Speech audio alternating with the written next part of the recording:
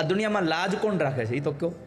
આ ભારતમાં જ્યારે દ્રૌપદીએ એક એક વ્યક્તિ પાસે ભીખ માગી, મને બચાવી લ્યો, બચાવી લ્યો, બચાવી લ્યો, હાજર હતા એમાંથી કોઈ ન બચાવી, ત્યારે કૃષ્ણને યાદ કર્યા, ત્યારે કૃષ્ણે બચાવી છે. આ સંસારમાં લાજ કેવલ કૃષ્ણ રાખે છે. પણ એનું એક કારણ હતું. જુનાગઢમાં નરસિંહ મહેતા કરતાલ હાથમાં લઈને ઠાકોરજીના ગીત ગાતા હતા. હો ભગવાન, મારી હુંડી તમે સ્વીકારજો, મારી લાજ તમે રાખજો. પણ એટલું યાદ રાખજો, હરિને ભજતા આજ દિન સુધી કોઈની લાજ જતા અમે દીઠી નથી ક્યારે હજી. કારણ જેની સુરતા સાંભળ્યાને સાથ, જેની ભગવાનની તાર જોડાઈ ગયો હોય એની લાજ જાય.